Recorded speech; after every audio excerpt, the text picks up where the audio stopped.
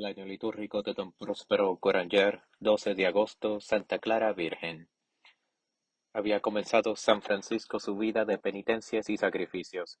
Se había dado cuenta, al renunciar al mundo, de las grandes lecciones de la cruz, y saliendo después de la caverna que le servía de morada, hizo brotar de su corazón el amoroso cántico con que atraería a las almas generosas.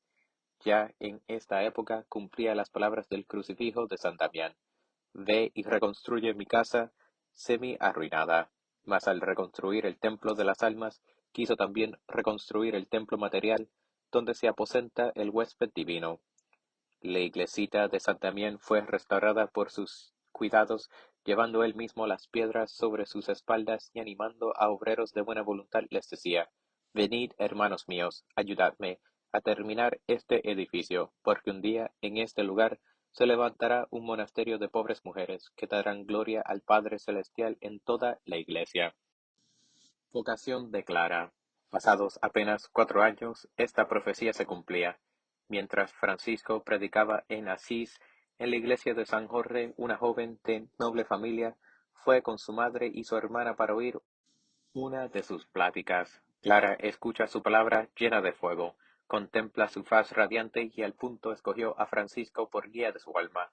Comunica sus intenciones a una tía suya y se dirige con ella a Santa María de los Ángeles. ¿Quién podrá expresar lo que pasó en esta primera entrevista en el alma del seráfico padre, con la que había de ser su ayuda en la obra que el cielo le confiaba? Francisco descubrió a Clara la hermosura del celestial esposo, las excelencias de la virginidad, y después la habló de lo más querido para él, es decir, del poder y encantos de la pobreza, de la necesidad de la penitencia. Escucha, Clara, admirada y enajenada, percibe el llamamiento divino en su corazón. Pronto toma una resolución: romperá todos los lazos de la tierra para consagrarse a Dios. La consagración. En la noche del domingo de Ramos de 1212 abandona a hurtadillas la casa paterna con algunas amigas íntimas y se encamina a Santa María de los Ángeles. Francisco y sus frailes acuden a su encuentro con antorchas en las manos y la introducen en el santuario de María. Allí tienen lugar por la noche los deposorios espirituales. Francisco la pregunta qué es lo que quiere. Adiós al Dios, dijo ella, del pesebre y del Calvario. No quiero otro tesoro ni otra herencia. Mientras Francisco la corta los cabellos, se deshace de sus adornos y sus joyas, y recibe un burdo hábito, la cuerda, un grueso velo, y se consagra a Dios para siempre. La pequeña planta de San Francisco. Hemos recordado esta escena tan sencilla y encantadora, pero lo que en adelante será un resumen de su vida. Lo que debemos recordar de la santa es lo que ella misma escribirá con sencillez en su testamento. Es la pequeña planta de San Francisco. Clara, en efecto, recibió en su plenitud el espíritu de San Francisco. Caló muy hondo en su corazón. Fue tan colmada de su espíritu que vivió constantemente de él. Hizo el alimento de su inteligencia el alimento de su caridad, y como el principio mismo de sus obras. Vivió del espíritu seráfico con la misma perfección que San Francisco vivió del espíritu evangélico. Imitó a San Francisco en todo, en la pobreza, en la humildad, en la penitencia, en la oración y en el amor generoso y agradecido. La pobreza. La pobreza fue la virtud preferida de San Francisco. Fue su drama y el sueño de su vida, y pudo darse testimonio al morir que la había sido fiel. El mismo amor se encuentra en Santa Clara. Muchas fueron las almas que como ella se consagraron a él, pero supieron de antemano a lo que se comprometían. Clara, en cambio, no sabía más que una cosa, y era que, adoptada la pobreza más absoluta, se diría que se lanzaba a lo desconocido, mas se arrojaba en los brazos de Dios, en quien confiaba con un acto de generosidad incomparable. Aceptó la pobreza con alegría desde el principio y fue fiel a ella hasta el fin. Y mientras Francisco sufrirá a menudo de las incomprensiones de sus frailes, las hermanas de San Damián serán siempre su consuelo.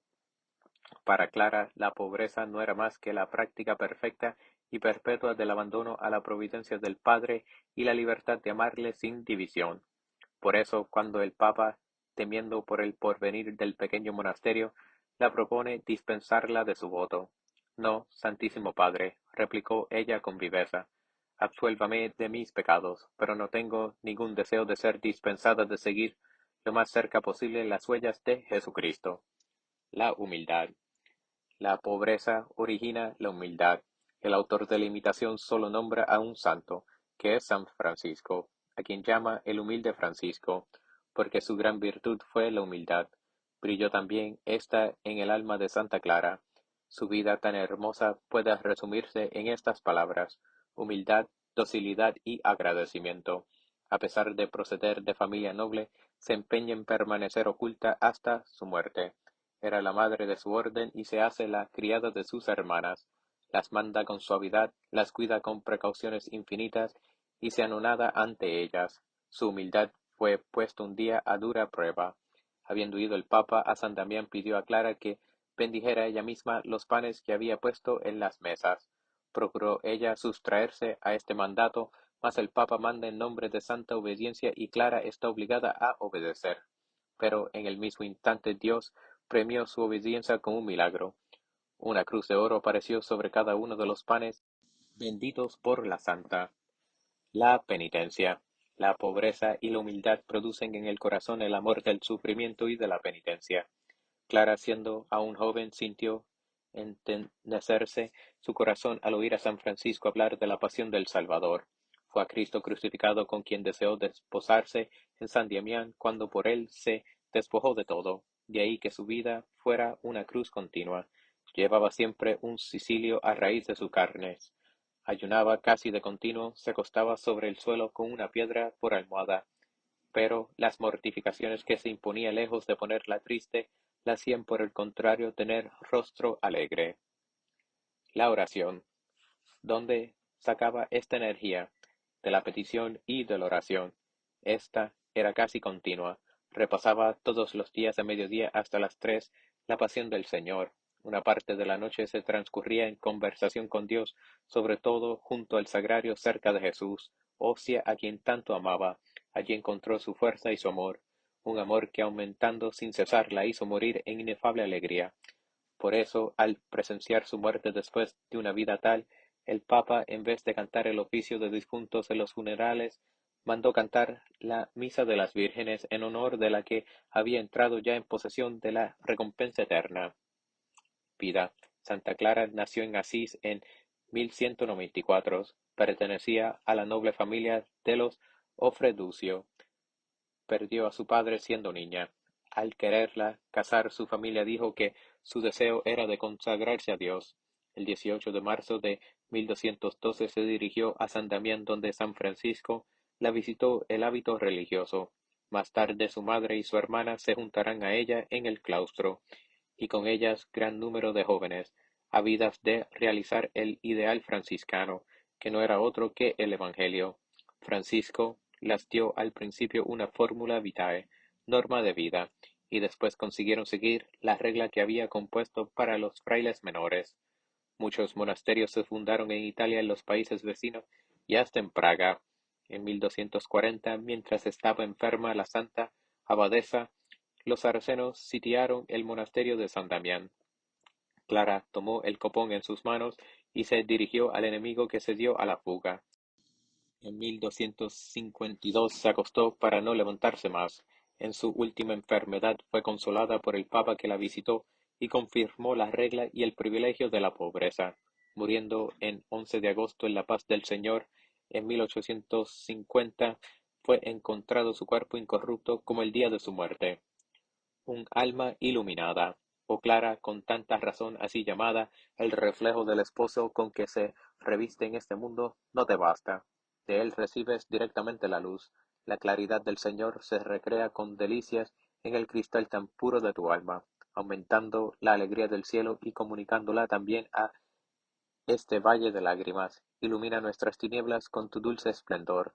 Quien pudiera, por la limpieza de corazón, por la rectitud del pensamiento y por la sencillez de la mirada, dar fuerza en nosotros al rayo divino que oscila en nuestra alma vacilante, y que se oscurece con nuestras inquietudes, y que desvía y quebranta, doble de una vida repartida entre Dios y la tierra. Tu vida no estuvo dividida de este mundo, La profundísima pobreza que tuviste por Señor y guía preservó tu espíritu de esta fascinación de la frivolidad que, para los mortales, empaña el brillo de los bienes verdaderos. El desprendimiento de todo lo perecedero mantenía tu mirada fija en las realidades eternas. Abría tu alma a los ardores seráficos que debían acabar de hacer de ti la emula de San Francisco, tu padre. Por eso, a semejanza de los serafines, que tienen siempre puesta su mirada en Dios, tu actividad en la tierra fue inmensa, y fue durante tu vida, San Damián, una de las más firmes bases en las que el mundo decadente pudo apuntalar sus ruinas. Dígnate, por favor, suministrarnos tu ayuda, aumenta el número de tus hijas y hazlas fieles en seguir los ejemplos que harán de ellas como de su madre, el brazo poderoso de la Iglesia. Que la familia franciscana en sus diferentes ramas se anime siempre de sus rayos. Brilla por fin, oh Clara, sobre nosotros, para mostrarnos lo que valen esta vida que pasa y la otra que no se acabará nunca.